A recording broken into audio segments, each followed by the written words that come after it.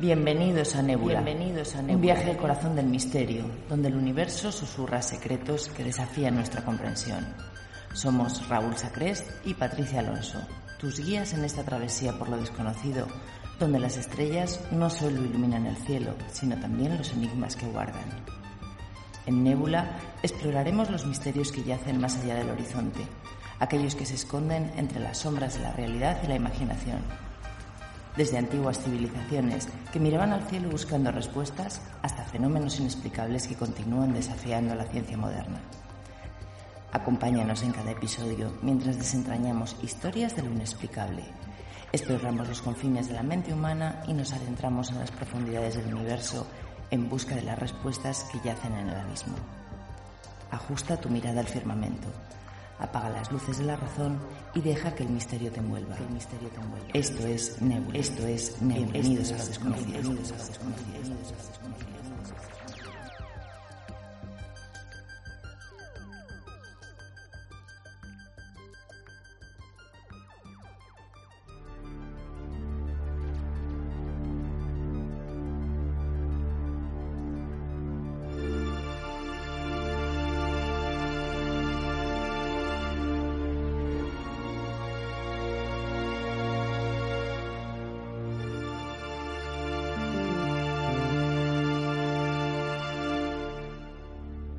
Buenas noches, buenos días, buenas tardes o buenas noches. Como siempre digo, en función de cuándo vais a escuchar este capítulo y este episodio de podcast.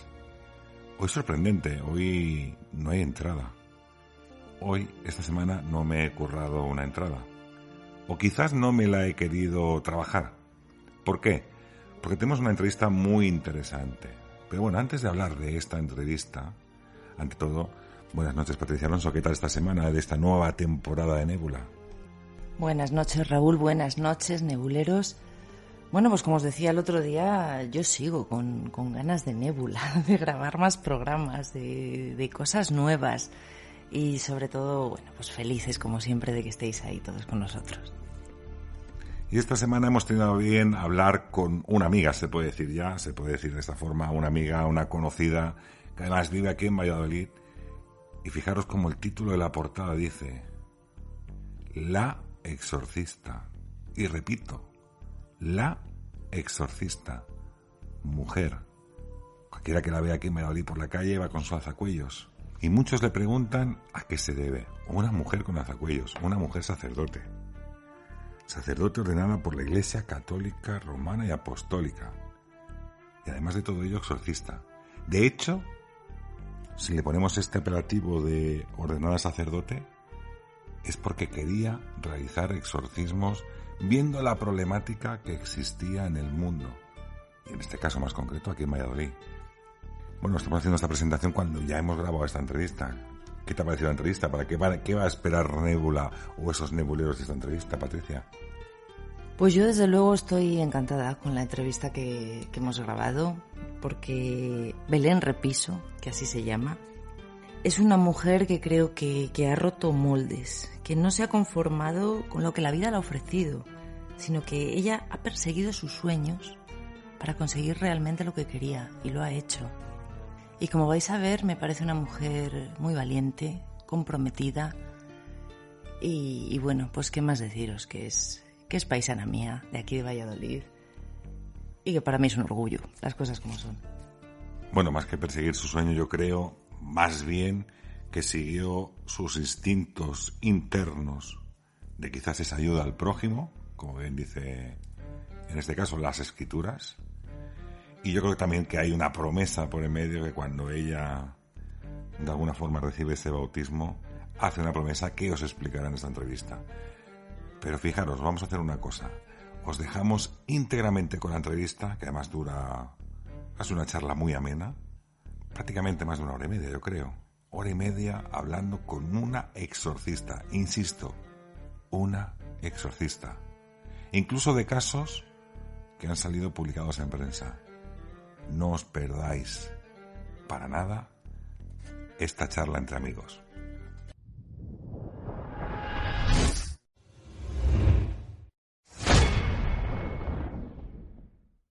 Buenas noches, y como hemos comentado y hemos hecho esta entrada, estos comentarios que hacemos Patricia y yo. Aquí tenemos la entrevista en directo, pues nada más y nada menos que con una persona, una mujer, que es ordenada sacerdote de la Iglesia Católica Apostólica Romana, que es Belén Repiso, que además vive muy cerquita nuestro, también aquí en Valladolid, y como hemos dicho también, que también realiza exorcismos. Así que buenas noches y bienvenida, Belén, a tu programa. Buenas noches y muchas gracias por invitarme. Buenas noches, Belén. Bueno, yo encantada, desde luego, de tenerte aquí, a una paisana mía. Que bueno, que ya sabes que los de Valladolid tenemos ahí nuestro orgullo, ¿verdad? Que nos gustan estas cosas de tener. Mala fama no merecida. Por supuesto, efectivamente. Bueno, Belén, pues la primera pregunta que tengo que hacerte va relacionada un poco, quizás igual tengo que retroceder un poco a tu infancia, porque he leído varias entrevistas en las cuales tú dices que desde tu propia infancia ya tienes como ese camino marcado, vamos a llamarlo de alguna forma, quizás porque te acompañan dos sacerdotes en tu infancia, y eso denota en ti pues esa visión o ese llamamiento interno que tiene propiamente lo que es la religión. ¿Es así, Belén? Es así, sí. Hay veces que hay cosas que no tienen explicación, luego con el tiempo les vas dando una lógica, depende por dónde dirijas tu pensamiento y tu mente, ¿no?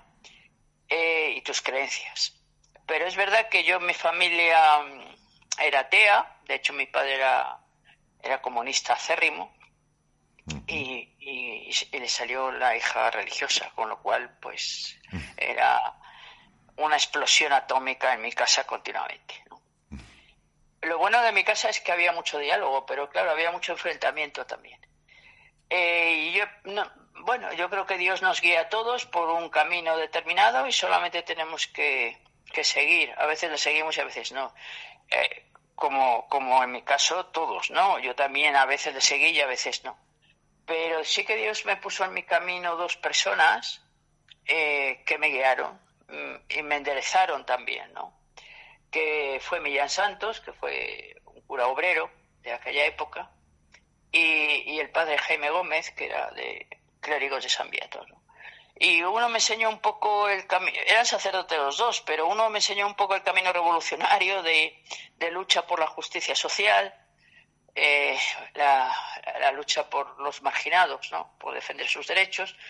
Y Jaime me enseñó un poco cómo llegar lo que es realmente la religión, ¿no? La religión que es alegría, que es explosión de bienestar espiritual, ¿no? Porque da sentido a la vida, te sientes plena, te sientes llena. Yo empecé a sentir eso.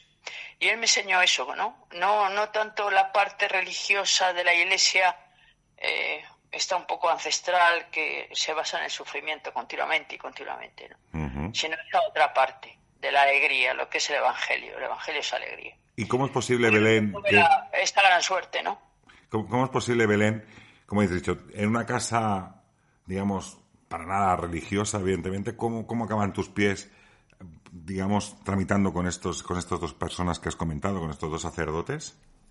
¿Algo en ti te llamó para entrar en un día pasé por una iglesia de mi barrio y entré, sin más.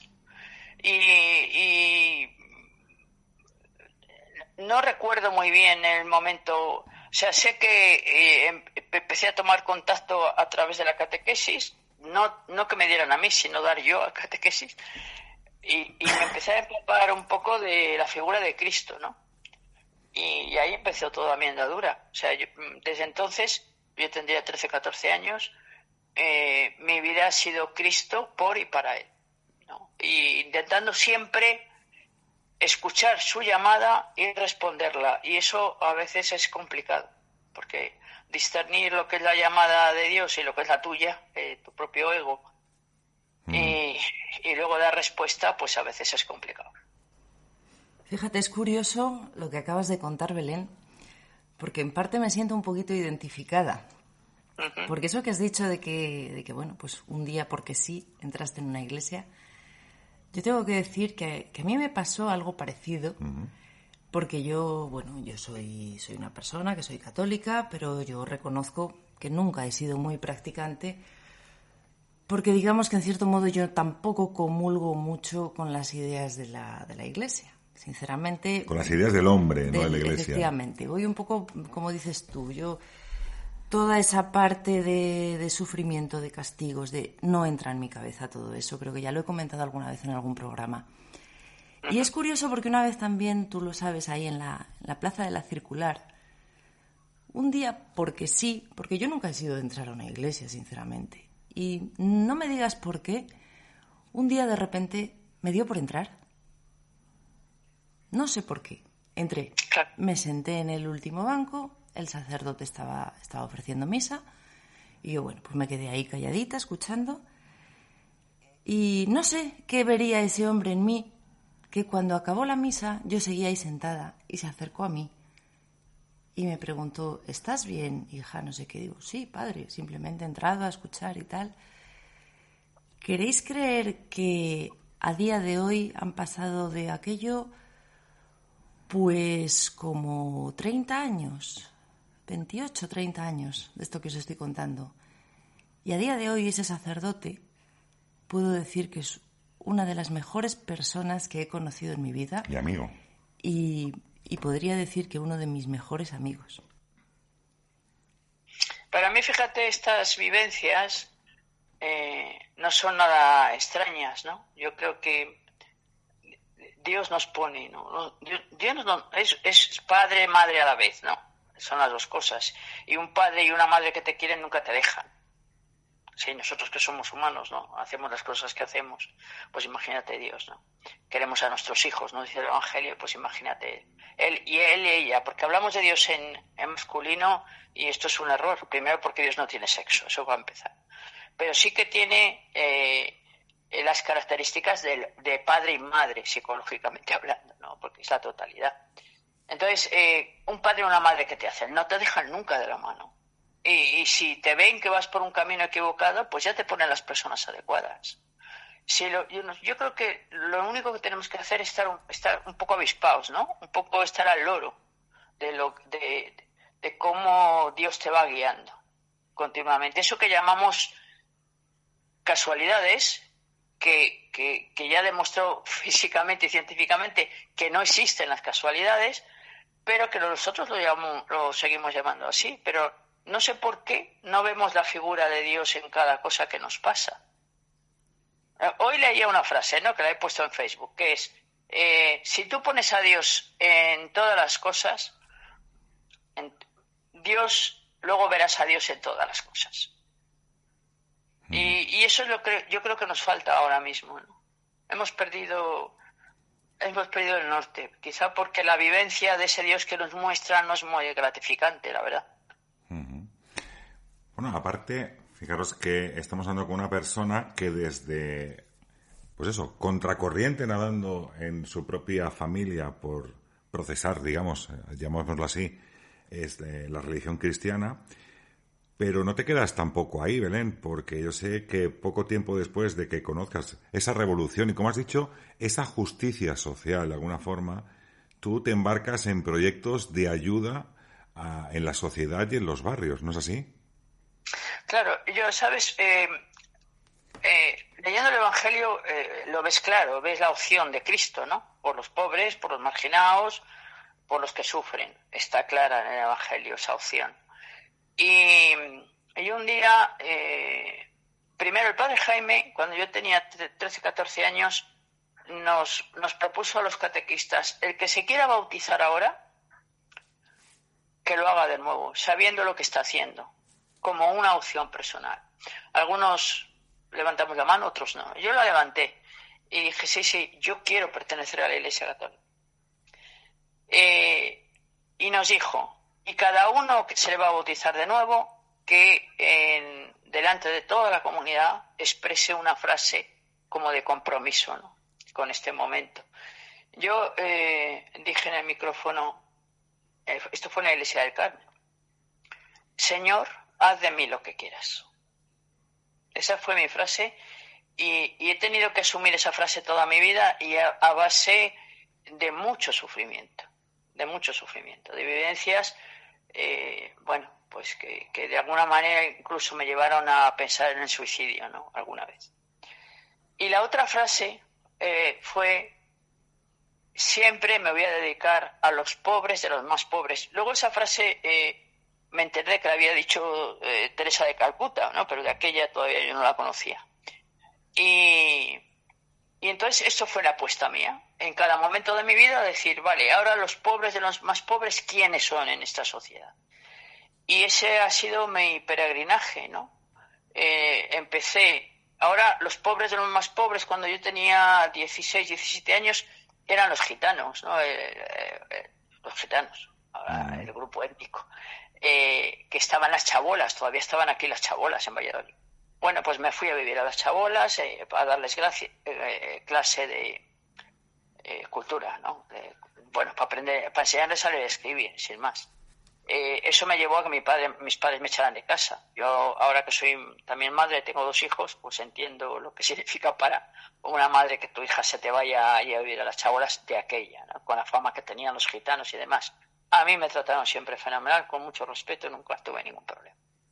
Pero esa fue mi opción. Y luego ya ahí fue todo dado, porque después de que a los gitanos aquí ya les dieran los chalés que los chalés adosados que les dieron y tal, y se quitaron las chabolas, pues ahora ¿cuáles serían? Yo me quedé embarazada, siendo madre soltera, como una opción personal. ¿Y cuáles serán? Pues evidentemente yo dije, ¿qué hay para las madres solteras? No, las echan de casa por ser madres solteras. Vale, pues las empecé a meter en mi casa. Y de ahí partió luego ya a pedir subvenciones y luego ya terminamos pues con una asociación que ha estado 35 años funcionando, con 2 casas de acogida, un piso, o sea, una casa de acogida, un piso tutelado, bueno, más cosas. Después, antes de lo de las madres solteras era, después de las chabolas, que no recordaba yo, ¿cuáles eran los drogodependientes? Pues estaban tirados en la calle. Bueno, pues se fundó el primer piso de rehabilitación, incluso antes que otras entidades. El primer piso que hubo en Valladolid, yo vivía con ellos y nos pagaban la renta a estos 2 sacerdotes, de manutención y renta, y bueno, nos ayudaban en lo que podían, y algún otro sacerdote más. Después me metí en el mundo de la psiquiatría, es decir, ha sido un recorrido siempre de luchar por los más marginados. ¿Qué pasó? Llegó un día que cuando ya los colectivos a los que os hago referencia ya tenían una base, la sociedad de trabajadores sociales y demás, ¿no? Ya tenían una base ya social, pues yo llegué un día, cuando abrí la tienda, que tenía tiempo, y dije, ¿y ahora los pobres de los más pobres? Pues las personas poseídas. Porque esta gente no sabe dónde ir. Porque aquí hay un pequeño inciso, Belén. Aquí te encuentras que creo que el visionado de la película El Exorcista es lo que te llama a ti la atención, ¿no? Claro, yo cuando vi El Exorcista pues era jovencita, claro, adolescencia. A mí me impresionó muchísimo, y desde aquella película, no lo sé por qué también, ese no sé por qué de Patrick, era un tema que me daba muchísimo miedo, pero me atraía enormemente. Era como... Yo luego pensé, mira, a mí cuando era pequeña en el colegio, cuando Franco, fíjate, en el colegio me preguntaban, ¿tú qué quieres ser de mayor? Y yo contestaba, policía.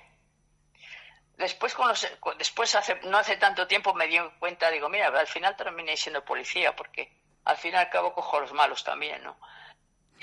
Pues a lo mejor eso que llevabas dentro, no lo sé, pero a mí me atraía enormemente ese tema, pero no quería meterme en él porque me daba mucho miedo. Un día cuando abrí la tienda, claro, tenía mucho tiempo y yo daba cursos de autoestima, de habilidades sociales, he estado pues casi 40 años dando cursos. Entonces, claro, yo pedía a la gente que había que modificar cosas, superar traumas, superar no sé qué, superar no sé cuál. Y yo dije, jolín, yo estoy pidiendo a la gente que supere cosas y yo no tengo esto superado, este miedo que tengo a este tema. No puedo exigir a los demás lo que yo no hago, entonces esto lo tengo que superar. Y entonces ahí es cuando me metí en internet, cuando empecé a hacer un estudio sobre el tema, me mordí todas las uñas del miedo que me dio, pero tuve que salir adelante, ¿no? Y ese estudio, ese profundizar en este tema, me llevó a conocer al mejor exorcista de España, que es José Antonio Fortea. Ajá. Porque en el tiempo que tú estás, en el tiempo que tú estás en esa ayuda dentro de los grupos marginales, ¿no? Dentro de esos colectivos, has dicho al principio los gitanos en el momento de las chabolas, la drogodependencia incluso en este sentido, en ese momento te encuentras tú o ves la probabilidad o la posibilidad, digamos, de que el diablo, llamémoslo de alguna forma, o los diablos ejerzan una influencia sobre estos, digamos, estas penalidades que se encuentran en el mundo. No, de aquella no. De aquella yo tenía muy claro que todo al 100% el problema era social, ¿no?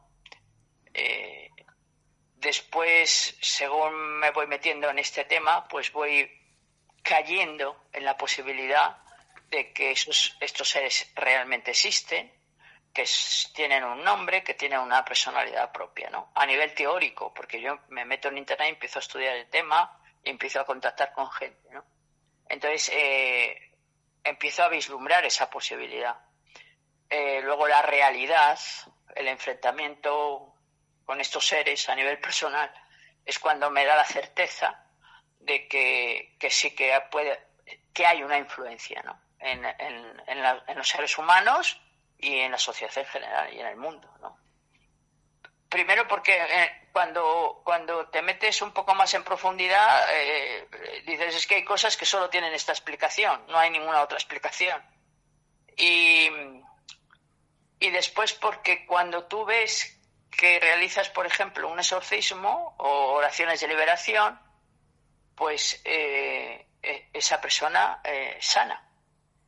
Entonces, claro, te llevas a preguntar, ¿enfermedad mental? No, con una enfermedad mental, yo también estuve un poco metida en este tema en psiquiatría. Me escondí, de hecho, una vez en el psiquiátrico para ver qué sentía la gente que vivía allí, en el psiquiátrico, en el Villacián, aquí en Valladolid. Entonces, si una persona sana con un exorcismo, evidentemente no es una enfermedad mental. Claro, porque aquí Entonces, tenemos que... si no es una enfermedad mental y una persona sana, ¿qué es lo que está pasando? Claro, hay que discernir un poco, ¿no?, la enfermedad mental de la posibilidad de que sea, digamos, una persona poseída.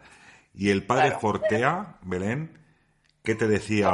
O digamos, así, de tú a tú, ¿qué te comentaba sobre el tema de los exorcismos? Fortea, cuando yo empecé con este tema, pues me dijo, vente y hablamos. Y entonces yo me fui, estuve un día entero con él en Alcalá de Henares, estuvimos charlando y ahí me dijo que no me metiera yo en estos berenjenales.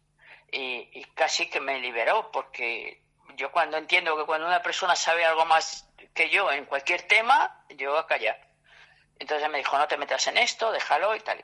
Vale, perfecto. Yo me vine para Valladolid, pero antes de salir de Alcalá, me volví, antes de coger el tren, le dije, yo dejo este tema, pero sé que Dios tiene la última palabra y cuando Dios quiere algo es muy insistente. Y ya me vine para Valladolid. Estuve 2 meses tranquila, yo dejé el tema, con lo cual el miedo se me quitó. Pero Dios es muy insistente. Entonces, bueno, esto lo cuento.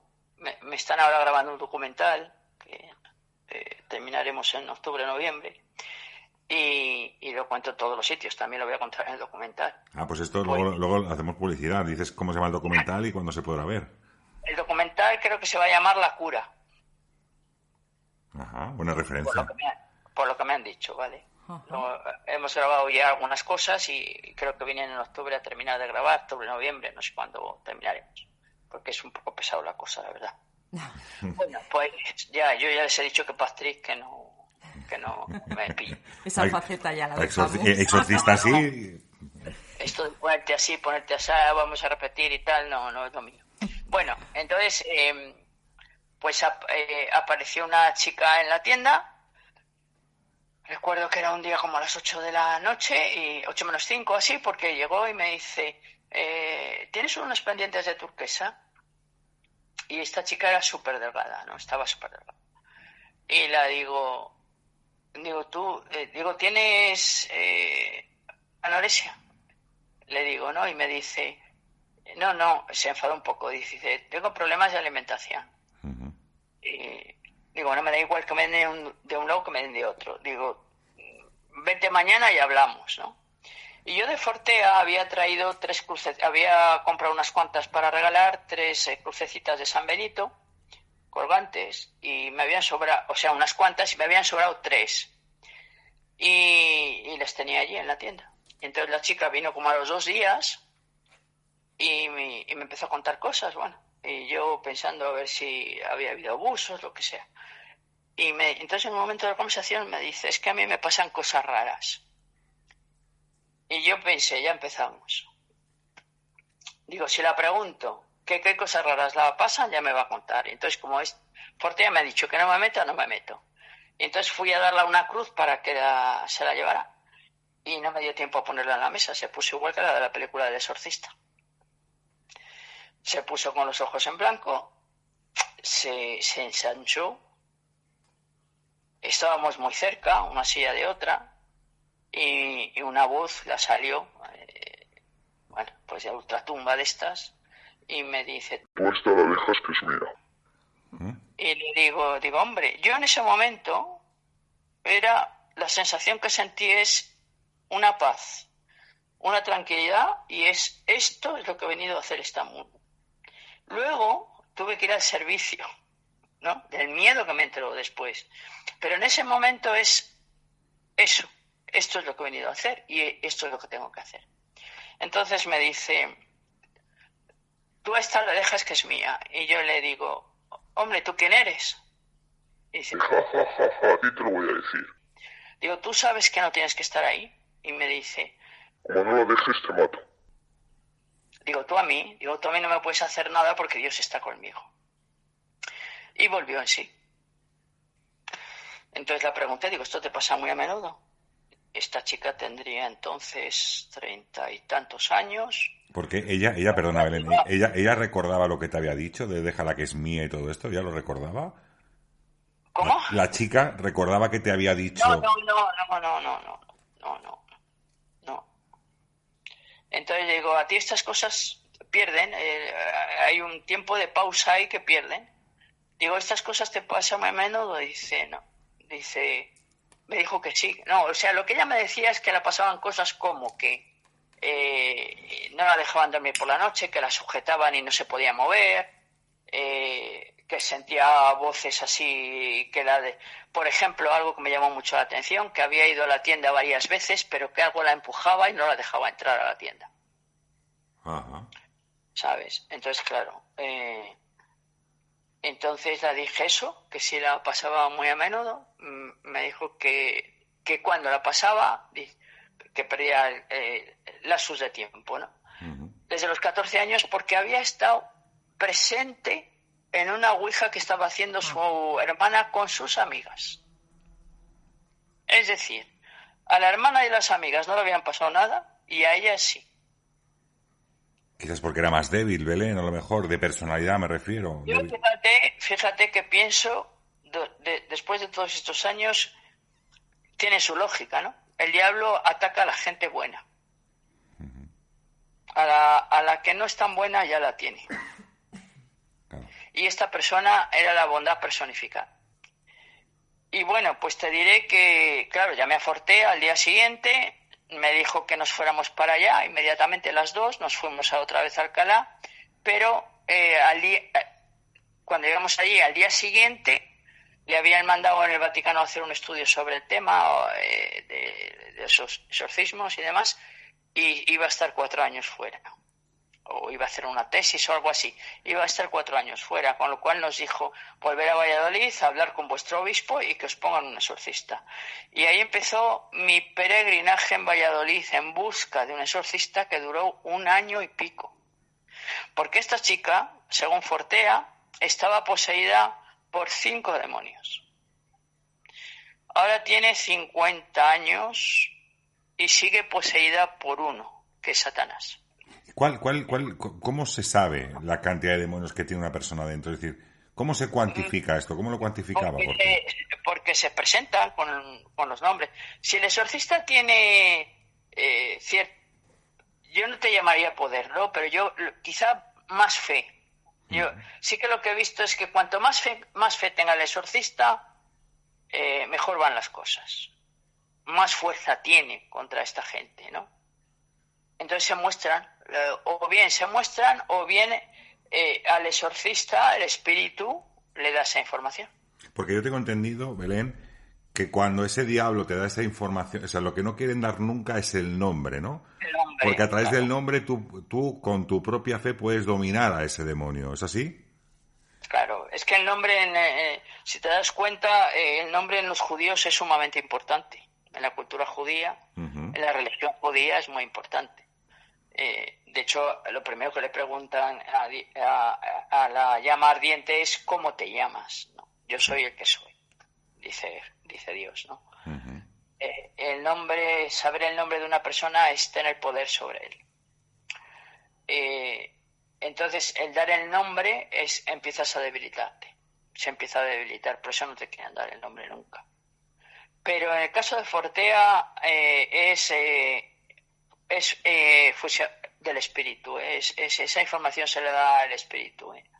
Luego ya van saliendo, cuando tú realizas el exorcismo van saliendo. Pero Fortea no hace falta que haga un exorcismo. Te pasa por la persona y te va diciendo. No, si estás poseído, si no estás poseído y por cuántos demonios. Hombre, para mí Fortea es el mejor exorcista que hay en España, pero tenemos una contradicción, ¿no? Como tantas otras que tiene en los estamentos de la Iglesia Católica, es que el mejor exorcista de España le tienen prohibido hacer exorcismo. Bueno, porque está la controversia, ¿no? También existe el miedo con los casos que se han dado. Mira, precisamente, ahora cuando expliques también ese recorrido que has hecho por Valladolid, tú sabes que aquí hubo un caso muy sonado, además procedente de una chica de Burgos. Mira, en ese caso estaba yo presente. Ajá. He estado 6 años con el exorcista de aquí. Jesús Hernández Sagún, ¿verdad es? Sí. El exorcista de Castilla y León, que además está afincado, digamos, o viviendo aquí en Valladolid. Murió hace 2 años. Y menos mal, porque yo le dije, don Jesús, no sé en qué momento le dije, vamos a empezar a grabar los exorcismos. Con audio, ¿no? Porque cualquier día va a pasar cualquier cosa y tenemos la grabación. ¿Vale? Y eso salvó la historia, porque la chica esta decía unas cosas que no eran verdad, pero es que estaba grabado. Claro. Bueno, pues volvemos a ese principio, Belén, a ese principio de que Fortea tiene que hacer esa tesis, vuelves a Valladolid y aquí empieza tu peregrinar, vamos a llamarlo así, en búsqueda de ayuda. Total. Me entrevisté con el obispo, con don Ricardo, y bueno, pues no me hizo, la verdad es que después de media hora hablar con él me preguntó qué tal mi madre y mis hermanas. Esa fue la reacción que tuvo, me mandó a la calle, vale, encantada de conocerla, adiós, ya está. Pero el obispo auxiliar en ese momento era Luis Argüello, el que es ahora arzobispo y presidente de la conferencia episcopal. Entonces, cuando era obispo auxiliar, Luis, bueno, nos conocemos hace mucho tiempo, y entonces cuando hubo un momento en que yo le planteé la posibilidad de traer a Fortea para dar una charla, le trajimos, se llenó, y anterior a esto a mí me interesaba mucho que estuviera él presente con Fortea, y don Jesús y yo estuvimos con esta chica que os estaba comentando desde el principio. Entonces estuvimos los 4 pues haciendo un exorcismo, y a mí me interesaba que estuviera Luis presente para que viera in situ un exorcismo, precisamente. Yo siempre les he dicho, cualquier persona católica tenía que ver un exorcismo, porque ahí se pasa de la creencia a la realidad, porque al mal le sientes. No es algo etérico, es algo tangible que tú sientes el miedo y lo que es la maldad pura y dura, ¿no? Y ante eso, lo único que puedes hacer es arrodillarte, que es lo que hizo Luis. Luis estuvo todo el exorcismo arrodillado, además en terrazo. Y porque cuando te enfrentas al mal, nosotros no tenemos nada que hacer. ¿Y qué pasó en esos exorcismos, Belén? ¿Qué ocurría? ¿Qué reacciones tenía esta chica que tenía esos 5 días? Nada. En este caso, Fortea lo que nos dijo es que estaba poseída ya la quedaba solo Satanás, pero como luego ya le prohibieron realizar exorcismos, después de eso no he conocido ningún otro exorcista que tuviera la fuerza en aquella época que tenía Fortea.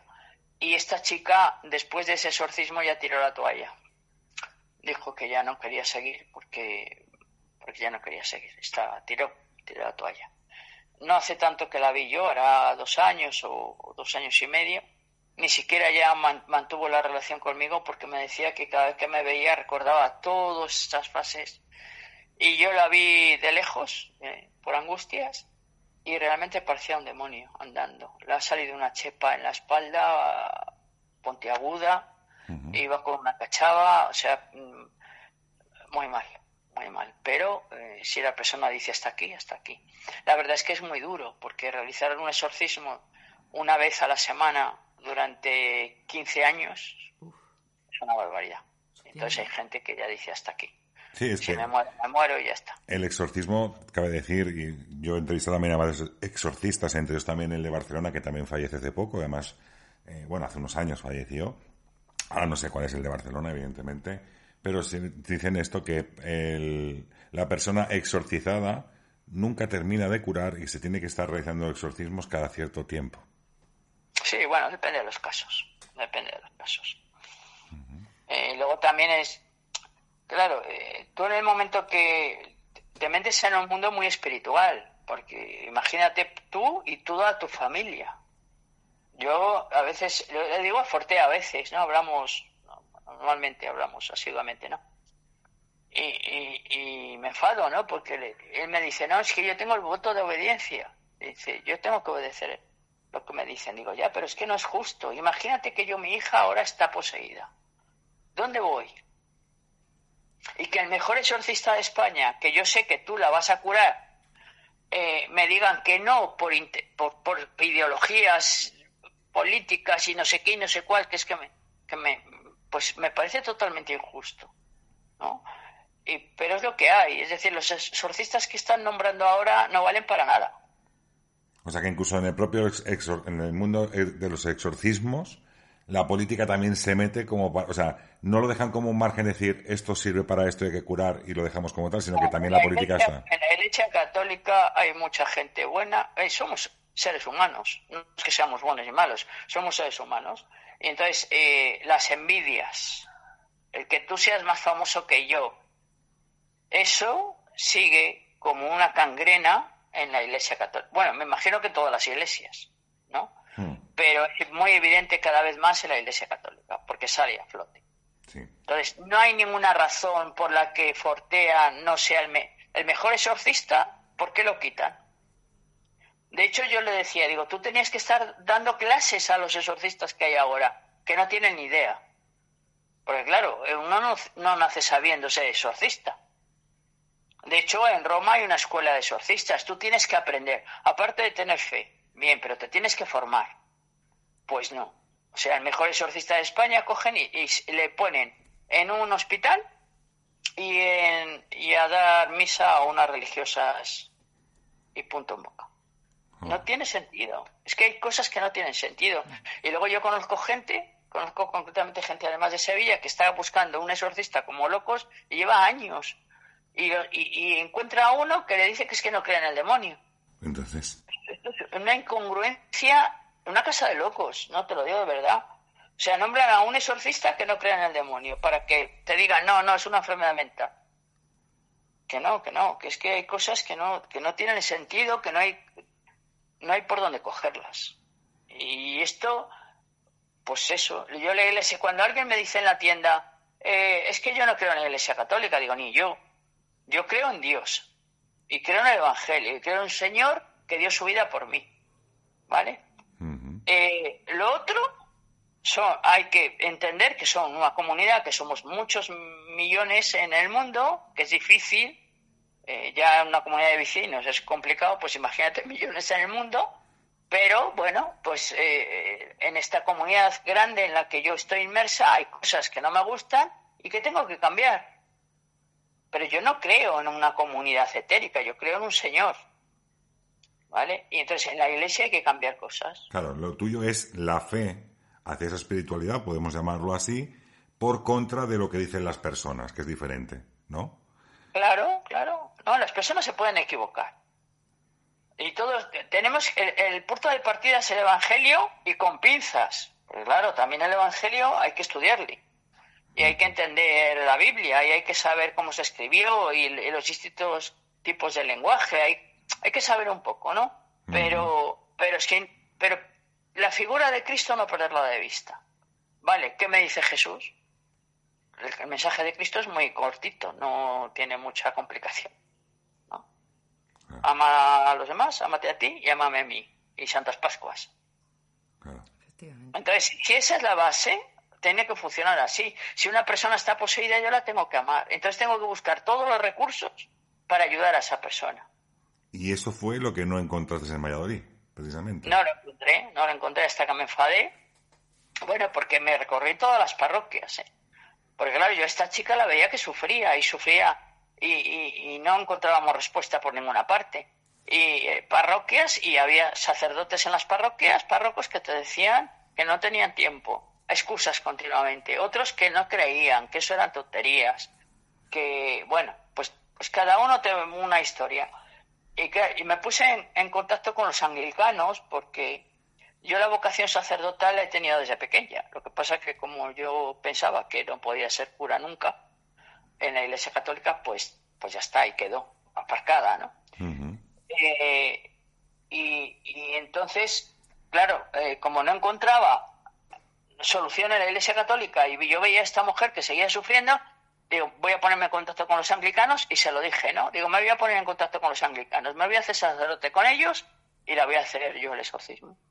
Estuve hablando con el obispo de aquí de los anglicanos y entonces en ese momento me dijeron, no sigas por ahí, que sí que hay un exorcista en Valladolid. Digo, pero ¿cómo que hay un exorcista? Si llevo 1 año y medio buscándole, y me dicen, no, es que esto está en secreto. Eso es otra incongruencia. ¿Secreto de qué? Digo, al revés. Digo, o sea, la gente tendría que saber esto porque hay mucha gente que no sabe dónde ir. Y no saben dónde tienen los despachos. Eso es cierto, ¿eh? No se sabe dónde tienen los despachos, en qué momento puedes contactar con los exorcistas. Esto ocurre y es totalmente cierto.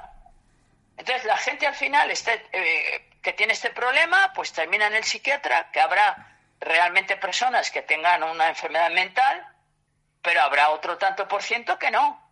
Pero van a terminar todos tomándose pastillas.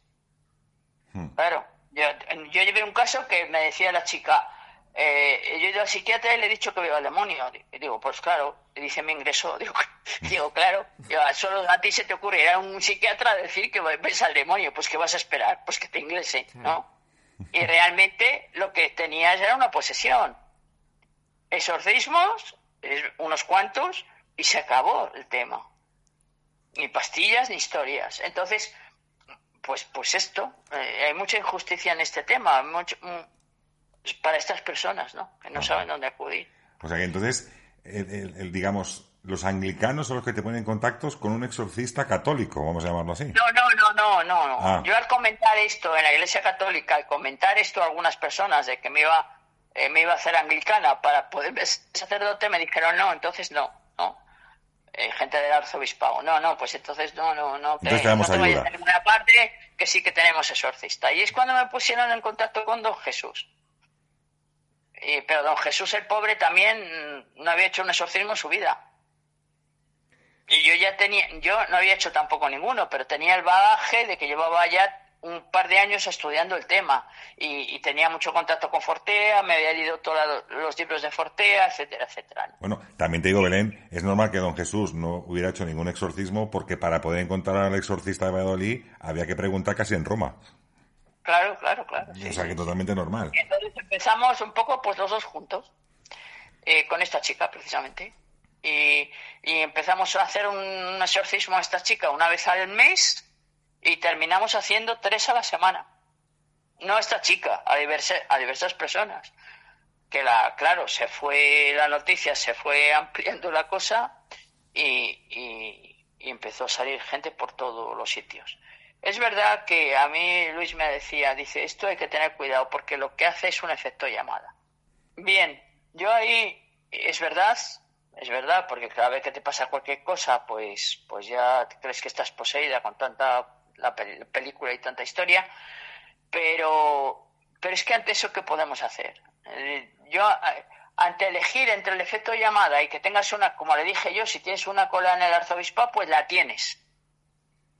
Y ahí discierne entre lo que es una enfermedad mental, primero, que haya un psiquiatra siempre en un exorcismo. Esto es lo que te iba a preguntar. ¿Siempre hay un psiquiatra o viene con un diagnóstico psiquiátrico de la persona? Primero, no hay un psiquiatra porque no hay psiquiatras que tengan el tiempo. Yo sí que conozco a alguno, porque a mí me interesaba que hubiera un psiquiatra en los exorcismos. Conozco a alguno, pero no tiene tiempo. O sea, psiquiatra y que crea en la existencia del demonio. Que claro, se tienen que dar las dos cosas. Eso te iba a decir, que no creo yo que haya muchos predispuestos a... Entonces hay pocos, a estar presentes pero en algo así. Claro, los pocos que hay pues tienen poco tiempo. Y esto lleva tiempo, porque cada exorcismo mínimo son 3 horas. Entonces, bueno, pues si encima no es pagado, no es remunerado, no hay tiempo, pues es muy difícil encontrar un psiquiatra. Otra cosa es que el arzobispado contratara a un psiquiatra. Eso sería otra historia. Y no sé qué me has preguntado. Se me ha ido el hilo. Nos estamos diciendo eso, que si existía la figura del psiquiatra, es decir, que a esa cola en el, digamos, delante del despacho del exorcista, en este caso de Valladolid, de don Jesús, si se pedía algún requerimiento, si se pide un informe médico psiquiátrico de... Siempre se tiene que traer un informe psiquiátrico a la persona. Y después se valora, entiendo yo, esa parte espiritual, ¿no? Una cosa es la parte... Luego, dependiendo de lo que hable, lo que don Jesús hacía, es pedirlo, bueno, lo don Jesús sí, es pedir la documentación, si se había ido a un psiquiatra, los informes psiquiátricos, hablar con la familia y hablar con la persona. Y luego ahí decidía. Con de Jesús no es que hubiera, no me he explicado bien, no es que hubiera colas donde don Jesús, sino que Luis Argüello, el que es arzobispo ahora, cuando yo le planteé esto de lo de los exorcismos, de que se contratara un psiquiatra, de que hubiera un exorcista y que se diera a conocer y demás, pues él lo que me argumentaba es que si no se hacía así era porque se podía producir un efecto llamada. No, que bueno, pues yo ante eso, vale, ¿y qué vamos a hacer? No podemos, si se produce, se produce, y si hay cola en el arzobispado, pues hay cola en el arzobispado, pero lo que no podemos hacer es ocultar que hay un exorcista porque no haya un efecto llamada, porque mucha gente se va a quedar en el camino. Belén, ¿habéis sido agredidos en alguna ocasión, física o verbalmente, en alguna de estas sesiones? Sí, más de una vez. O sea, que esto no es solamente un tema que veamos en las películas, es algo que ocurre realmente.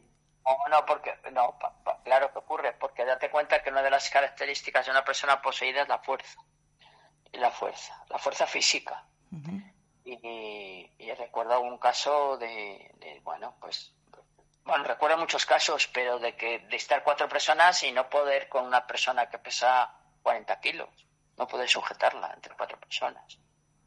Y casos muy complicados, sí, casos de alguno ir con una pistola para matarte, alguno ir con... Sobre todo alguno que pertenecía a sectas satánicas.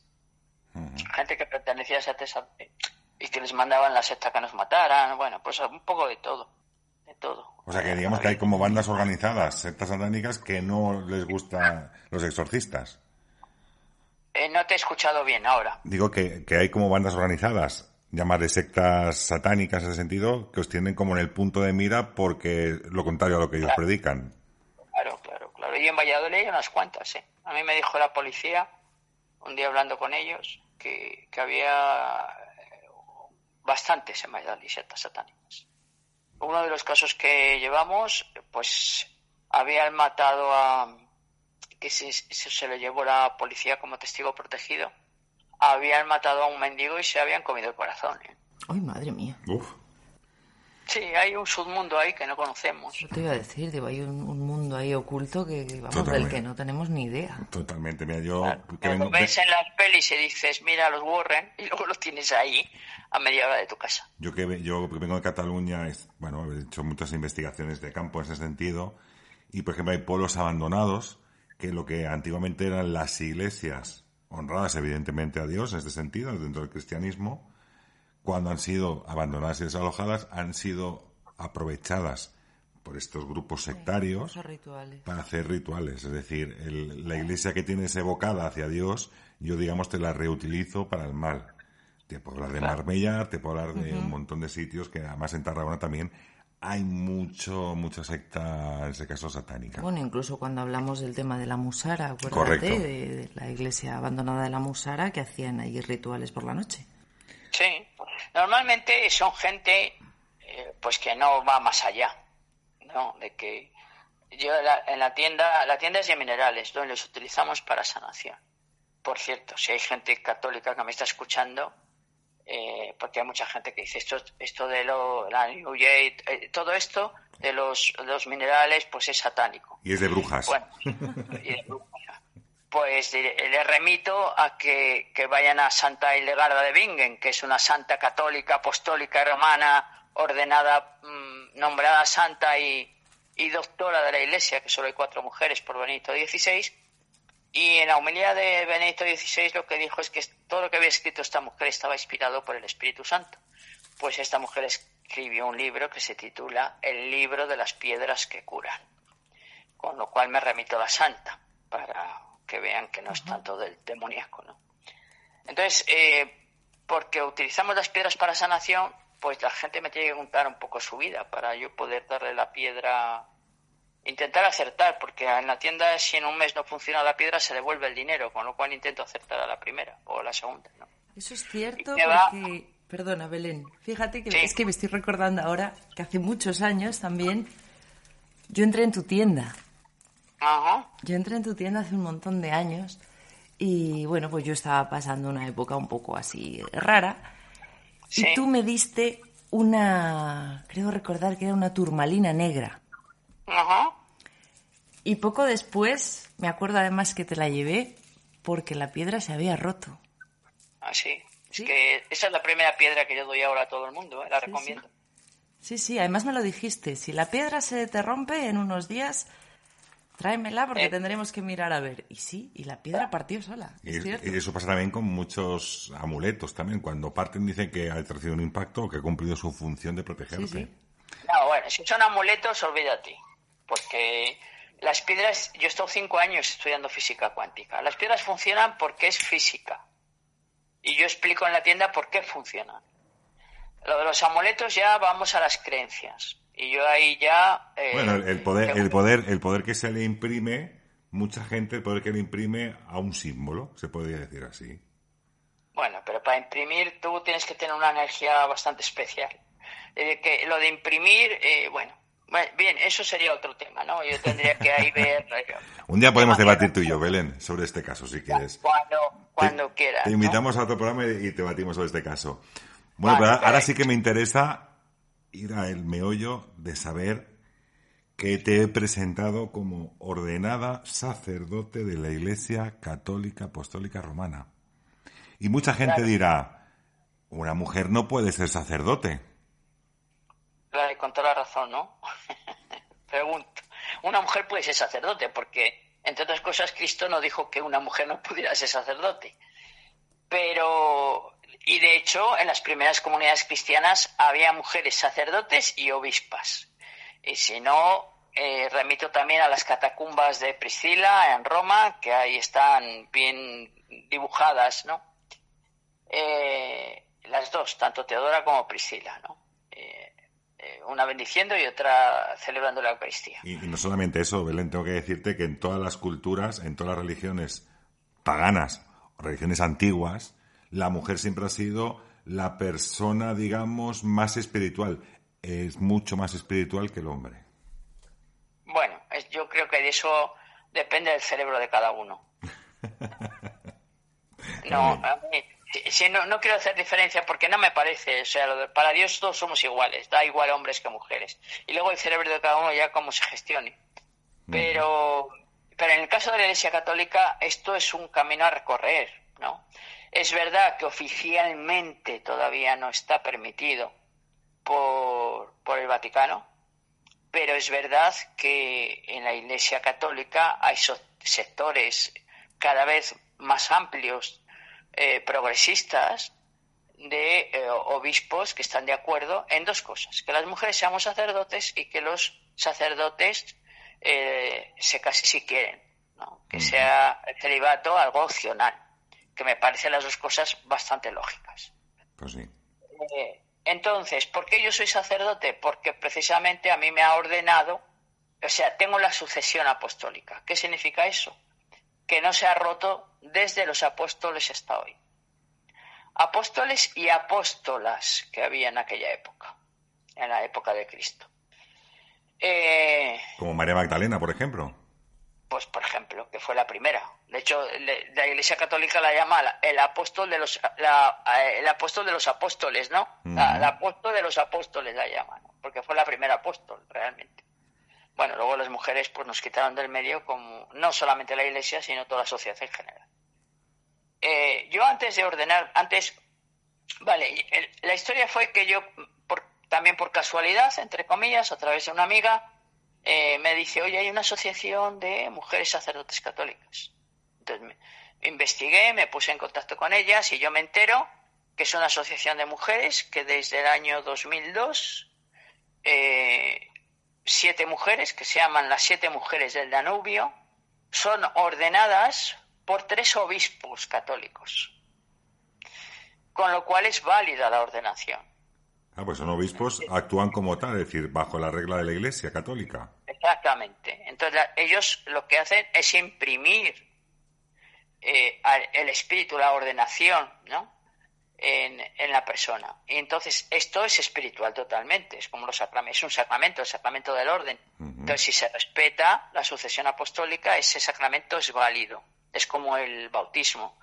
Nadie te puede echar de la Iglesia Católica a no ser que tú te vayas una vez que estés bautizado, porque es un sacramento, ya tienes esa energía en tu campo de energía, ¿vale?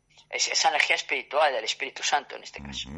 Vale, pues esa sucesión apostólica no se ha roto, y entonces lo que están haciendo, lo que hicieron en su momento es, estos obispos ordenaron a estas mujeres, y dentro de estas mujeres, como empezó a haber más mujeres que solicitaban también esta formación y esta ordenación, lo que hicieron es ordenar a mujeres obispas para que éstas a su vez ordenaran a otras mujeres, ¿no?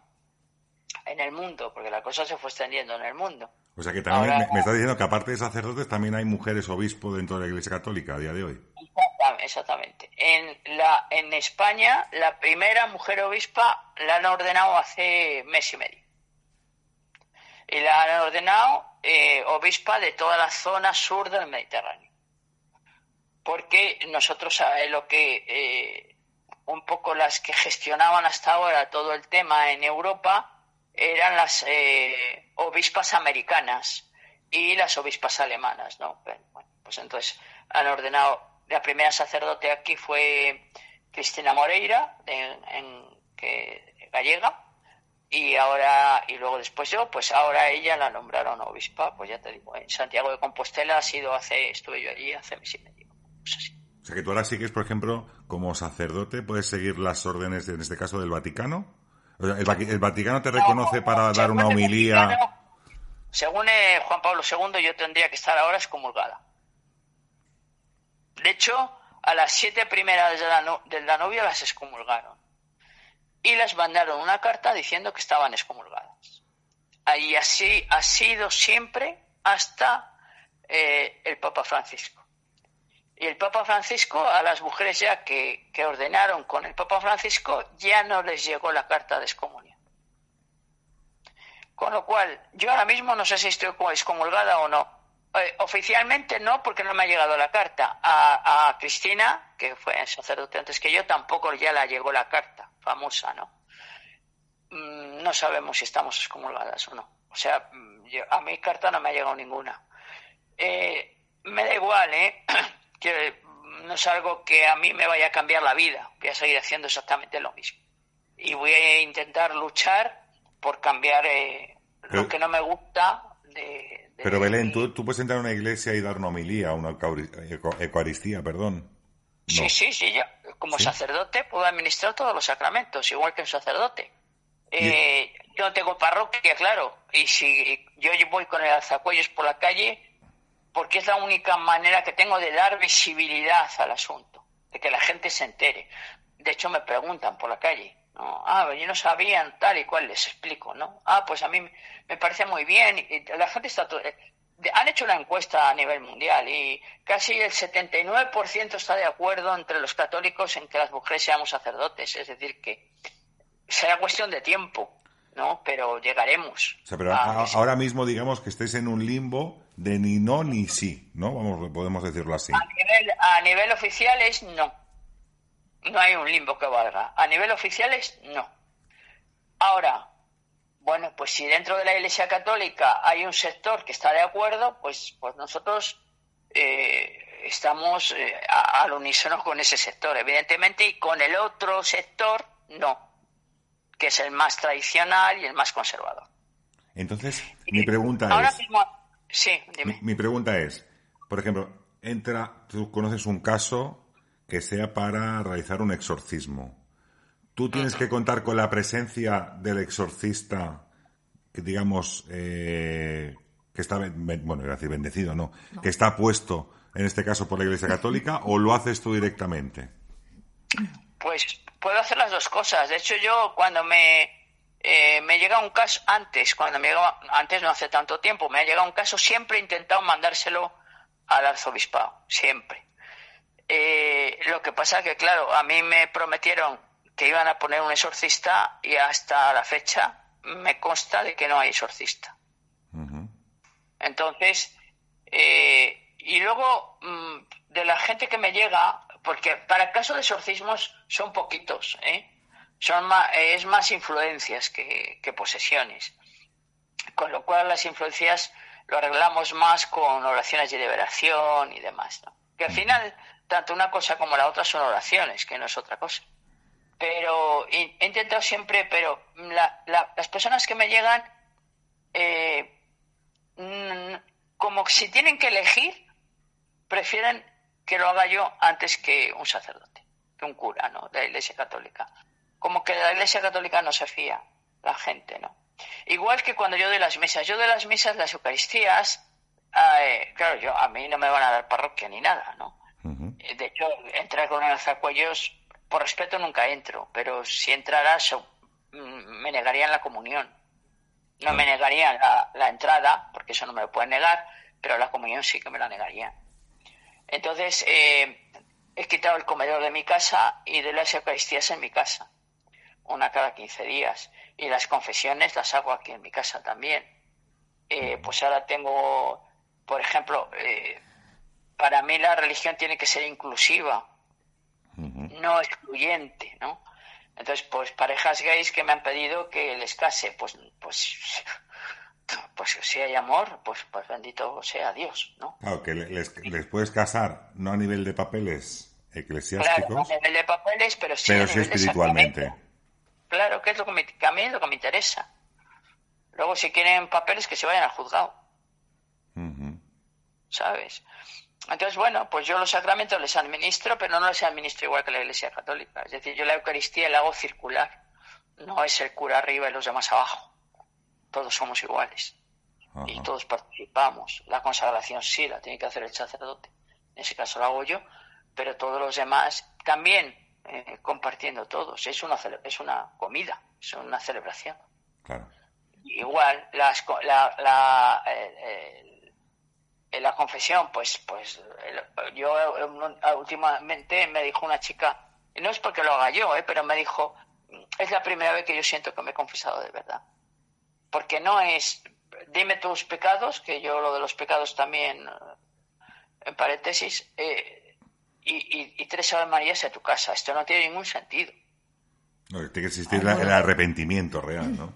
Claro, tú dime, pero vamos a ver, porque vamos a ver lo que me estás contando, vamos a intentar ver cuál es la raíz de todo esto, para que si tú entiendes la raíz, puedes empezar a luchar un poco contra ello, o a entenderlo por lo menos. Tienes más facilidad, porque si no, no hacemos nada. ¿Sabes? No es... Esto es mecánico, ¿no? Esto no tiene sentido. Esa es una de las cosas de pequeña que siempre me pasaba, ¿no? Cuando te decían tienes que ir a misa los domingos, tienes que entrar a confesar tus pecados con el sacerdote y tal. Y llegabas allí y le soltabas todo el repertorio. Pero no lo que sentías. Realmente no, que tampoco, yo es que tampoco considero que son pecados, ¿sabes? O sea, tú vas allí a desahogarte, a liberar un poco tu alma de las cosas que crees que te están pesando, efectivamente, que no. Llegaba y te decía, pues lo que dices tú, ala, reza 3 Ave Marías y ya estás, perdonado. Es Puede que ser, eso puede me parece tan no sé, nunca. Es algo sí, que es una de las cosas que a mí me apartó del seguir yendo ¿ves? A la. Claro, pero tú a vete la al iglesia. Evangelio, Patrick. Vete Sí, al sí, Evangelio. por supuesto, sí, es lo que te he dicho. ¿Dónde pone eso en el Evangelio? No, para nada. Por eso es lo que yo siempre he dicho. O sea, no soy creyente, creo en Pero Dios. sí que pone algo en el Evangelio. Cuando Jesús dice, tus pecados te son perdonados, te dice, tu fe te ha salvado. Claro, efectivamente. Es la fe. Pero claro, hay que tener fe. Liberarte de decir todo eso que te está pesando encima. Pero no para que llegue alguien y te diga, ala, reza 3 Padres Nuestros y ya estás, perdonado. Sí, pero desde la fe. Claro. Es decir, no vengo yo a contarte porque a mí que me interesa tú, yo les llamo imperfecciones, no digo, pero a mí que me interesa tú, a mí personalmente tus imperfecciones, me las trae al pairo, y más cosas tengo que hacer, yo que escuchar a todo Dios luego. aquí. Ahora, sí que me interesa que tú ames a ese ser que ha dado tu vida por ti. Y entonces, desde esta perspectiva, cuando yo hago algo que sé que a él no le gusta, porque si me dice que ame a los demás y tengo una falta de amor al prójimo, pues sé que a él no le gusta. Desde esa perspectiva yo tengo que decir, vale, lo siento. Vale, te he fallado. No es lo que tú querías que yo hiciera. Vale, otra vez he caído. Vale, pues lo siento de verdad. Perdóname, voy a intentar no volver a caer. Pero desde el amor a ese ser. Sí. Entonces, si eso falla, ¿para qué viene? ¿Qué da igual confesarte o no? Sí. Porque ¿sabes? ¿Qué crees tú que es más difícil, Belén? ¿Expulsar a un demonio o vencer todos estos prejuicios sociales? Expulsar a un demonio. ¿Es más difícil? Sí. Date cuenta que a la tienda va mucha gente con estas movidas, mucha gente. Y te dicen algunos, es que yo tengo poderes, es que yo he hecho a no sé qué, no hago no sé cuál, o hago rituales de no sé qué y se va la energía mala de no sé qué. O sea, tenemos tantos rollos en la cabeza que no. Pero yo con los prejuicios sociales puedo luchar porque son mis iguales. Son seres humanos como yo, ¿vale? Emiten leyes o la tradición o lo que sea, ¿no? Y contra eso puedo luchar. Los demonios son seres espirituales. No son mis iguales. Y si yo creo en algún momento que yo puedo hacer algo contra eso, estoy terriblemente equivocado. Contra eso, solo son seres espirituales que pueden luchar con ellos y en última instancia es Dios. Yo no puedo hacer nada. No tengo ninguna fuerza contra esos seres. Mira, os voy a contar una cosa. Creo que sí que lo contaron en el documental, pero bueno. Yo la peor experiencia de mi vida, la que más me ha marcado a mí, fue el suicidio de la persona que yo más quería, ¿no? El dato es que se puso al tren. Se suicidó y se puso al tren. Para mí fue un antes y un después. 2 intentos de suicidio, depresión, muchas historias, ¿no? Vale. Y eso pasó cuando yo tenía 23, 24 años. Ahora tengo 66. Me llama un día don Jesús y me dice que viene una chica de Madrid a que le realizáramos un exorcismo. Pues cierro la tienda, me voy para allá. Cuando entré en la iglesia... es que no sé si escucháis a los perros ladrar aquí. Sí, nada, no te preocupes. Cuando entré en la iglesia, pues estaba la chica tumbada en una colchoneta ahí delante del sagrario. Y estaba sola porque don Jesús estaba en la sacristía y me dio un poco así de pena y le digo, ¿estás nerviosa? Sí, un poco. Digo, nada, tú tranquila, que ahora viene el sacerdote, te lee unas oraciones y ya está. Como luego no se acuerdan, pues ya está. En los exorcismos a los seglares no se nos permite hablar con los demonios, pero sí que es verdad que a mí me lo permitían, porque me obedecían. Entonces entra don Jesús, empezamos a realizar el exorcismo. Yo esto lo tengo grabado porque en aquella ya grababa yo todo. Y en un momento momento del exorcismo, estaba poseída por varios demonios. Y entonces dice la chica: ¿quieren decir algo a Belén? Y me miró don Jesús y le dije que digan yo toda chula, que digan lo que quieran, que ya les conozco. Y entonces se acercó la chica, se levantó un poco, se acercó a mí y me dijo: fuimos nosotros los que empujamos el tren. Uf, madre mía. Fue el exorcismo que yo más aprendí. Porque me di cuenta hasta qué punto nos conocen, hasta qué punto saben nuestros puntos débiles y cómo nos sacan de nuestras casillas, porque la primera reacción fue intentar ahogarla, no a ella, sino al demonio en cuestión. Y me tuve que reprimir y decir, no, que es ella, que no es ella, que es el demonio, ¿no? Pero esa fue la primera reacción que yo tuve, la violencia, ¿no? Esto es lo que hacen los demonios todos los días con nosotros. Puntos débiles de las personas, ¿no? Ahí está. Pero ¿cómo nos conocen? Sí, saben dónde atacar. Y saben dónde darte. Fuimos nosotros los que empujamos el tren. Uf, mira, tengo ahora mismo los pelos de punta. Belén, y ahora que dices sobre ese caso, antes has hecho el comentario que el caso de la chica que falleció en 2019, que se suicidó en la residencia universitaria de Salamanca, previo en el año 2013, si no recuerdo mal, cuando todavía era menor de edad, unos padres que eran, bueno, de una fe férrea, vamos a llamarlo de alguna forma. Y los tíos no. ¿Eh? Y los tíos no. Los había una disputa entre padres y familiares. Sí, una disputa familiar. Sí, es lo que decía. Incluso que la chica se le realiza en 13 ocasiones el exorcismo, en este caso aquí en Valladolid, porque previo a todo esto se lanza de un tercer piso que además queda con la columna dañada y en silla de ruedas. Y también previo a varios ingresos, entre ellos en el Hospital de Burgos, en el Hospital Clínico de aquí de Valladolid, en psiquiatría, por un tema de anorexia y parece ser también que con ataques de ansiedad, o por lo menos esto es lo que dictaminaba los médicos. Ha habido mucha controversia, Belén, en este caso, porque además, como dices tú, los tíos no son nada creyentes, y ha habido unas denuncias a posterior que no llegaron a ningún sitio, donde también estuvo Jesús Hernández, como bien has dicho, don Jesús, metido en todo esto porque él fue el que realizó esos exorcismos, que él decía lo mismo que decías tú, se han hecho oraciones de liberación, con esto evidentemente nadie tiene por qué acabar muriendo y menos suicidado en este sentido, pero claro. Tú has estado en esos exorcismos, ¿qué es lo que tú viviste o cómo lo viviste en aquel momento? Bueno, pues lo que yo mira, después de cada exorcismo nos íbamos a tomar un café y una de las veces me dijeron los padres, ¿tú cómo lo ves? Y yo les dije, si a esta chica le hubierais dado 2 guantazos cuando a tiempo, no hubiéramos llegado a esto. Es decir, yo, por una parte, ahí don Jesús y yo estuvimos un poco en desacuerdo, ¿no? Porque yo llegué a un momento en que le dije a don Jesús, esta chica lo que necesita es un psiquiatra y punto moc. Pero es verdad que él veía, claro, él tiene información que yo no tenía, que era la información que le daba a la familia y la chica. Esa yo no la tenía, porque esa no es confidencial, lógicamente, no la comparte conmigo. Entonces yo esos datos no los tenía, yo el único dato que tenía es lo que yo veía.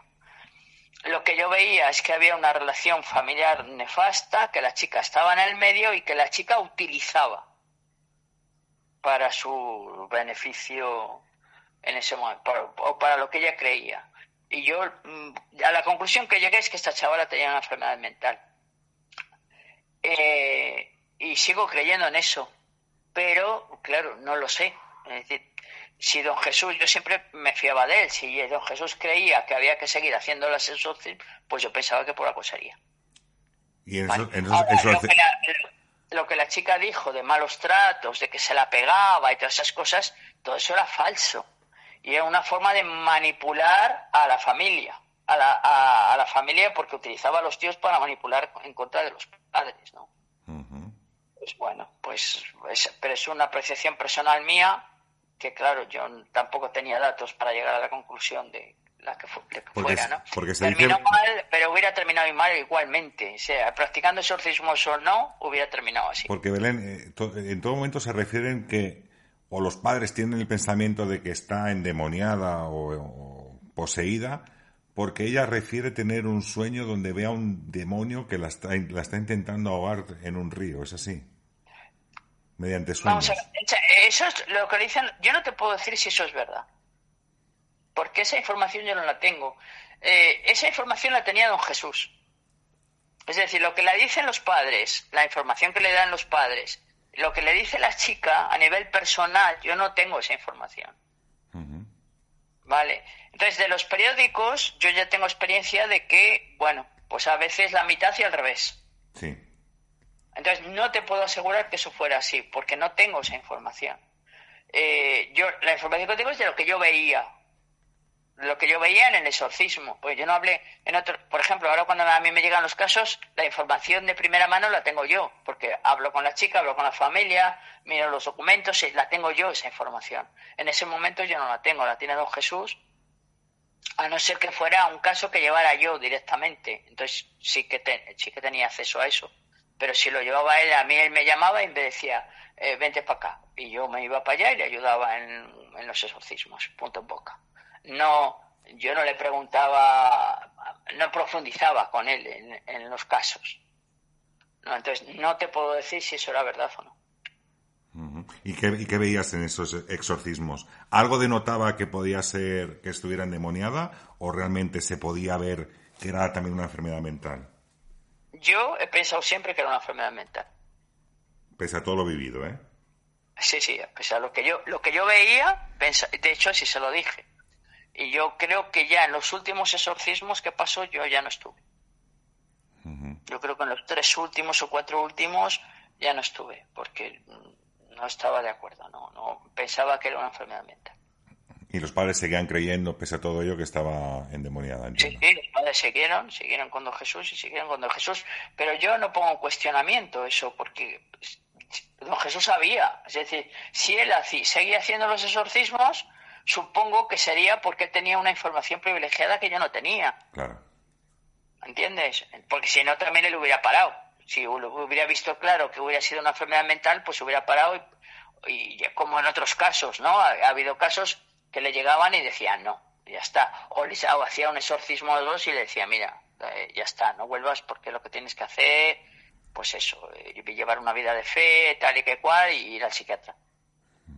Porque tú, por ejemplo, has encontrado casos en los cuales los síntomas o apreciaciones o visiones de lo que has podido ver, que digas, esto es increíble lo que acabo de ver. Sí. ¿Como por ejemplo? Sí. Como por ejemplo, salirle a una persona la palabra Lucifer en el pecho. ¿Cómo? Salirle a una persona en el pecho, en la piel, la palabra Lucifer. O sea, pero cambiándole el color de la piel, ¿te refieres? O... Sí, como si saliera dentro de la piel, como si saliera de la... Como un relieve. Se abulta, eso es, un relieve. Se abulta la piel, te sale la palabra Lucifer y luego se quita. Madre mía, Belén, tienes una vida de película, desde luego. O sea, daría para una película, pero... Eso me han dicho los del documental. Sí. Es que creo que tenemos que hacer 2 partes. No me extraña que te hayan hecho un documental y no, eso te iba a pues decir. te digo que no. Digo, pues va a ser que no. Que con una parte ya vais que chutáis. No te ha convencido mucho a ti lo de la tele. No. Si te buscan una actriz que haga de ti, a lo mejor sí, ¿no? Tú le explicas y que la haga actriz, ¿no? Es que a veces te oigo mal, Raúl. Digo que si encuentras una actriz que haga de ti, perfecto, tú lo explicas y que la haga la actriz. Entonces sí, que graben lo que quieran, como si estuvieran 3 años grabando. Pero, ¿sabes? Tampoco considero... A mí me ha gustado siempre mucho la vida de las personas. De hecho, yo recuerdo que mis padres me llevaban... Una de las cosas que me transmitió mi padre muy buena era la afición a la lectura. Mis padres se acostaban siempre con un libro en la mano. Y todos los sábados por la mañana nos llevaban a una librería para que eligiéramos lo que quisiera, en aquella TV, o sea, aquella época, ¿no? Cuando éramos pequeñas, tendríamos 7, 8, 9 años, y yo siempre compraba eran como unos tebeos de aquella, pero se llamaban vidas ejemplares, que eran la vida de los santos. Y yo tendría 7, 8 años ahí, por lo que te digo que lo de esto de la religión debe ser de otras vidas. Y a mí me interesa mucho la vida de la gente. Y cuando ves la vida de la gente, ves que todas las personas tienen una vida muy interesante. Todas. Y todo el mundo ha sufrido, y todo el mundo ha salido, y ha luchado, y ha sacado sus hijos adelante y tal. Y ante eso siempre te tienes que quitar el sombrero. Cuando a mí me dice la gente, lleves una vida interesante. No, todas las vidas son interesantes, de verdad te lo digo. Y cuando rascas un poco y profundizas, dices, joder, vaya vida que has tenido, vaya infancia, o vaya juventud, vaya no sé qué, ¿no? Entonces, se tendría que hacer documentales de la vida de todas las personas.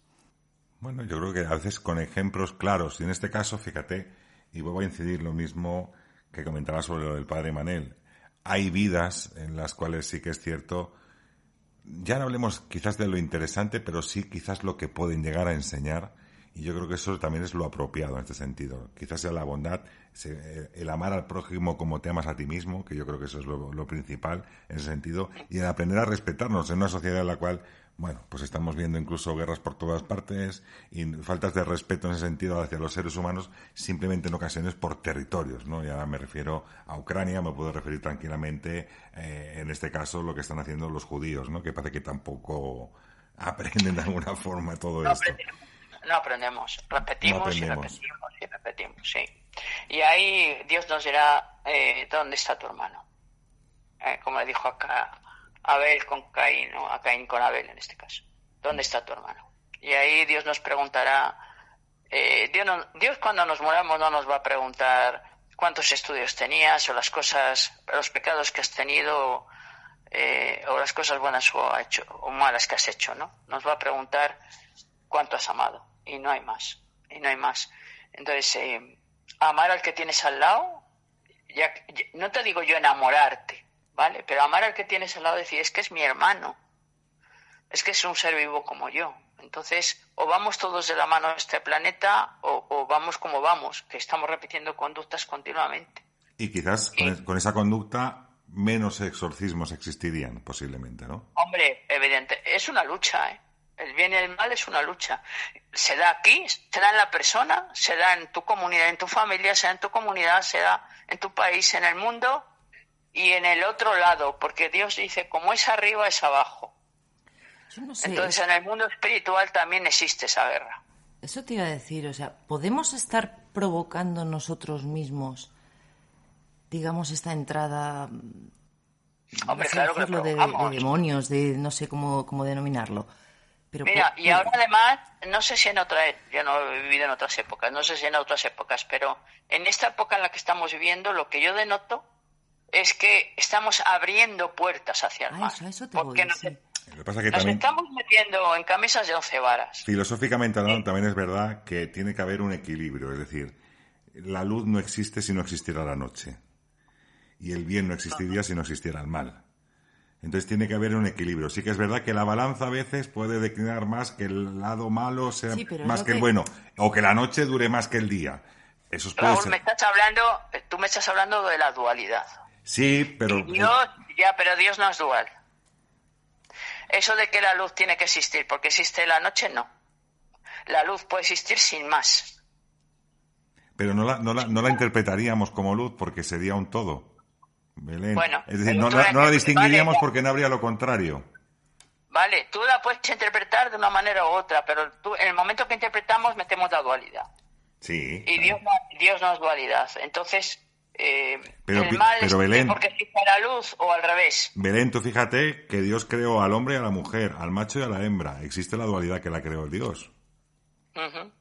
No, el macho y la hembra no. La dualidad existe en el cerebro, hemisferio derecho y hemisferio izquierdo. No en el sexo, no, sino en la mente, en el cerebro es lo que existe la dualidad. Pero el ser humano tiene que tender siempre, todas las filosofías y religiones, tendemos hacia el centro. Y de hecho hay gente que se ha iluminado en este planeta. Sí, correcto. ¿Vale? Ha superado la dualidad. Entonces la dualidad no es algo que tengamos que tener por narices. El ser humano la puede superar. Más Dios, ¿no? Pero bueno, ese es otro tema. No sé yo si como terrestre o más quizás más espiritual sí que exista esa iluminación. Más terrestres lo veo más complicado. Pero bueno, eso es un tema... Estamos filosofando mucho, Belén, ya. Sí, es verdad. El caso es que en los últimos años estamos degenerando mucho, las cosas como totalmente son. O sea, lo podemos ver nosotros mismos cómo ha cambiado la sociedad desde que nosotros éramos pequeños ahora. O sea, es una barbaridad. Hay que tener cuidado. Yo voy a aprovechar vuestro programa. Cuidado con las terapias alternativas. Cuidado. Yo soy maestra de Reiki, por ejemplo. En mis alumnos les digo, esta es una de las terapias más peligrosas que hay. Cuidado con lo que nos estamos metiendo, porque no controlamos muy bien. Nos estamos metiendo en mundos que no somos capaces ni de entender. Ya no te digo manipular, ni siquiera entender, ¿no? Abrimos campos de energía que no sabemos si en esos campos entra una energía, entra otra, o sale la mía o entra la del vecino. No sabemos nada. Entonces, yo he visto gente que se ha quedado poseída y la gente puede creer o no en las posesiones. Me da exactamente igual que ponga la figura de posesión o la figura de enfermedad mental, ¿no? Para decir que una persona ha perdido el control sobre su propia vida y que la ha perdido en un momento determinado por hacer algo que no debía, y que es meterte en camisas de 11 varas. Porque entonces yo, si puedo aconsejaría que todo el mundo que se metiera con las terapias alternativas que sepa en lo que se está metiendo y que sepa cómo salir si se mete en algo que no debe, porque es peligroso. Sí. Desde aquí también digo eso, que sí. De hecho, tengo una compañera amiga, periodista también, que escribió libros también sobre satanismo y, por desgracia, se tuvo que meter de lleno en ese satanismo y ha sido un bucle bastante complicado en su vida posterior y en el momento que se metió en ese mundo. Todo tengo que decirlo. Eso es cierto. Esto es y te metes a lo mejor para ayudar y te metes para aprender sí, y para... Y era por informar, básicamente, por informar y dar una información fidedigna, que yo creo que está muy bien relatada esa información, y porque está hecha desde dentro, evidentemente, pero claro, es como ese bucle, como dices tú, que te acaba absorbiendo de alguna forma. Sí. Bueno, Belén, muy bien, chico. Pues nada, simplemente agradecerte. Yo creo que te llamaremos a alguna ocasión porque estas partes que nos hemos dejado por aquí así en medio de la entrevista, yo creo que han estado muy bien y yo creo que pueden dar de sí. Como último, no sé, ¿quieres explicar algún caso concreto que que has dicho tú? Wow, aparte de ese Lucifer en el pecho, ¿algún dato más que quieras aportar en ese sentido? No, si los signos no es tanto, es un poco morbo, porque los signos se van a dar todos los que veis en las películas. No, o sea, las películas no mienten, excepto que te dé vueltas la cabeza, que eso ya es un poco cinematográfico, pero los signos normales de una posesión, de hablar en lenguas que la persona no conoce. Gente he visto que no tenía ninguna cultura y te empieza a hablar en latín. Yo en latín sé algo porque estudié un poquito en mis tiempos, pero claro, don Jesús lo entendía perfectamente y lo hablaba, ¿no? O en lenguas muertas, pues dices, ¿qué explicación tiene esto? Esto es una enfermedad mental, no puede ser.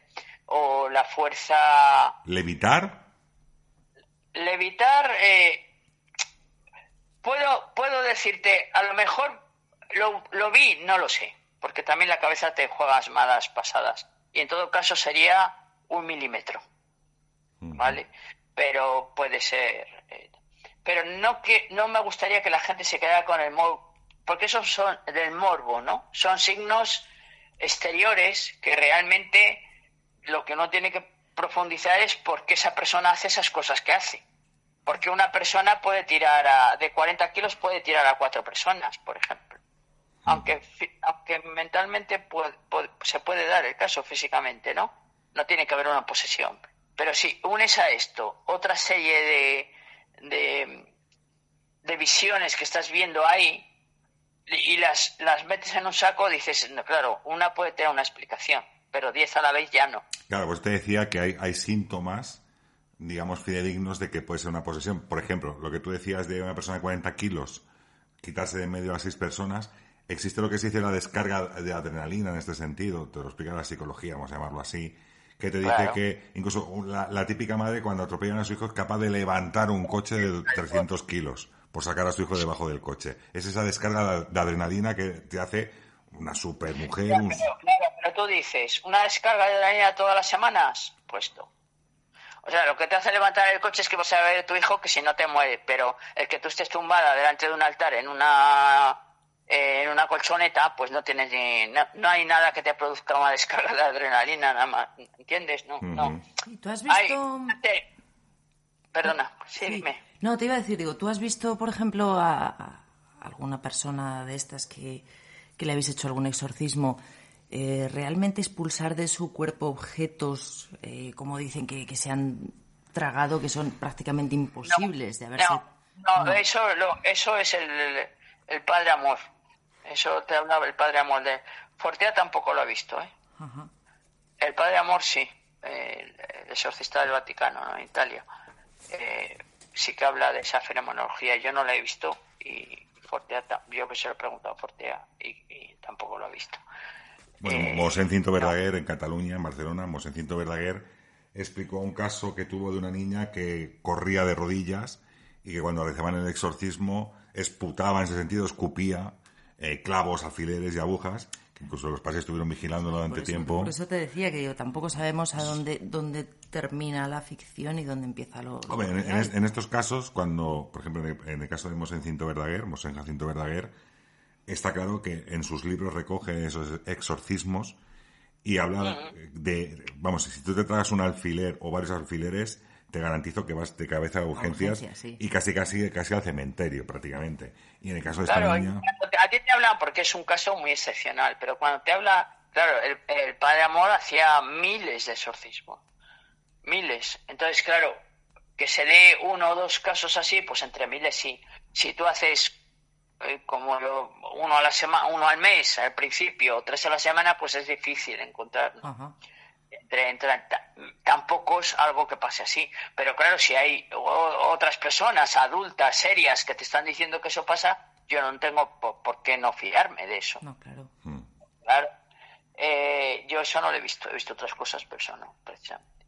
Pero que da igual, es decir, aunque no veas nada, los exorcismos más difíciles de llevar son los en los que no se muestra nada, porque te cansan mucho. Pues no te dan síntomas de dónde curar.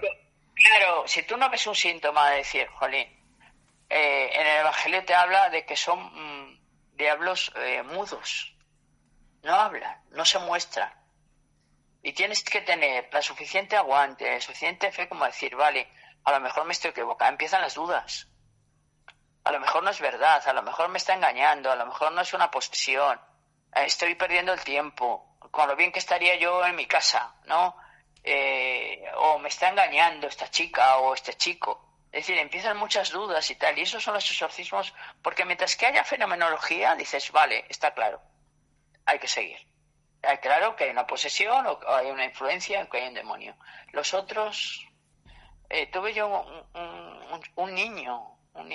En la tienda hicimos el exorcismo. Venía de fuera, no de Valladolid. Y el niño tenía 8 o 9 años, tenía por ahí. Pues no mostraba nada, ningún síntoma de nada. Pero la madre nos decía que le pasaban 50.000 cosas, pero nosotros no veíamos nada. Y claro, el niño había habido el psiquiatra, había no sé qué, el niño se supone que estaba bien, y la madre nos cuenta, pues... lo que por las noches, que tenía muchos miedos, que le tocaba a alguien, que le quitaba la ropa, que no sé qué. La madre empezó a ver cosas como sombras y tal, pero claro, te contaba esto, pero ahora del exorcismo la tienda tiene 2 pisos, ¿no? Tiene unas escaleras. Y yo me bajé, les dejé algo a los que me acompañan allí arriba con el niño y la madre. Y yo me bajé a coger no sé qué cosa. Y el niño de repente empezó a bajar las escaleras a 4 patas de espaldas. Menuda imagen. De repente. Claro, igual que la de la película El Exorcista. Sí, por eso te estoy diciendo. Y yo me había bajado, que no me dio tiempo casi a verla porque me avisaron los de arriba, porque desde arriba me avisaron que el niño bajaba así. porque yo casi que estaba de espaldas, porque bajaba y le daba de espaldas a la escalera, ¿no? Y todos se quedaron alucinando. Y hasta ese momento no se había mostrado nada, ni siquiera cuando le estábamos haciendo el exorcismo, no se había mostrado nada. Y cuando me bajé yo, es cuando se bajó con las escaleras así con la espalda arqueada, o sea, para atrás, igual que la de las escaleras del exorcista. Entonces, ¿qué sabes? Si no hubiera hecho eso, pues todos nos vamos a casa con la duda de si el chico estaba realmente poseído o no. El chico no, el niño, que era un niño. Uh-huh. Bueno, que no se ha muerto.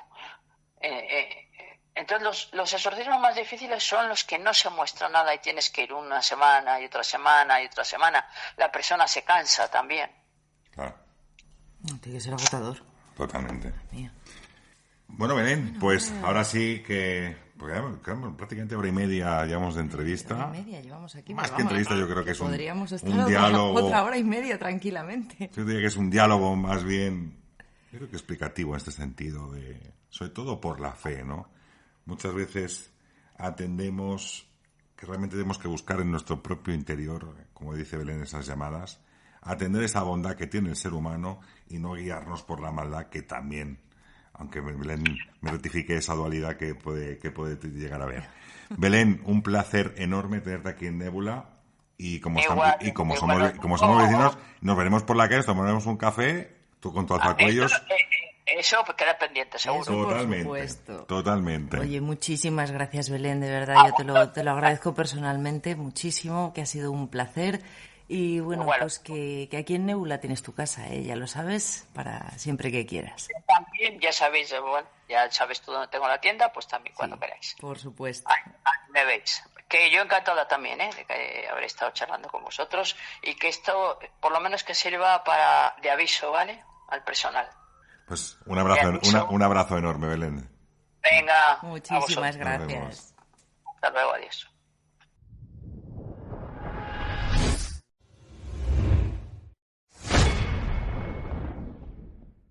Escuchar hoy a Belén ha sido un viaje por territorios poco comunes, desde la lucha contra lo invisible hasta el acompañamiento de quienes enfrentan las batallas más concretas y cotidianas. Nos recuerda que el mal no siempre tiene forma de demonio. A veces se viste de soledad, de prejuicio o de abandono, y que la fe, la entrega y la esperanza pueden ser exorcismos en sí mismo.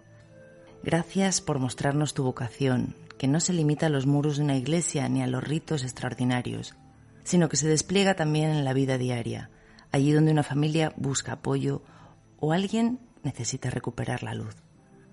Hoy nos vamos con la certeza de que la espiritualidad, cuando se encarna en el servicio, puede ser profundamente transformadora. Y después de este Nébula más espiritual, desde esa dualidad que sé que no le gusta a Belén, del lado bueno y el lado oscuro, haciendo un poquito de mención a Star Wars, ¿no? Ese lado oscuro, el lado oscuro de la fuerza. Pero bueno, dejemos estas circunstancias. Yo creo que vuestras opiniones van a ser muy importantes al referente, porque si algo tenemos claro es que amarnos es lo que deberíamos hacer y quizás las cosas nos serían mucho mejor. Nos escuchamos dentro de 7 días, desde el cielo, desde el firmamento, hacia la tierra, para escuchar y narrar esos misterios que tanto nos gustan y tanto nos apasionan. Nos escuchamos en 7 días. Hasta luego.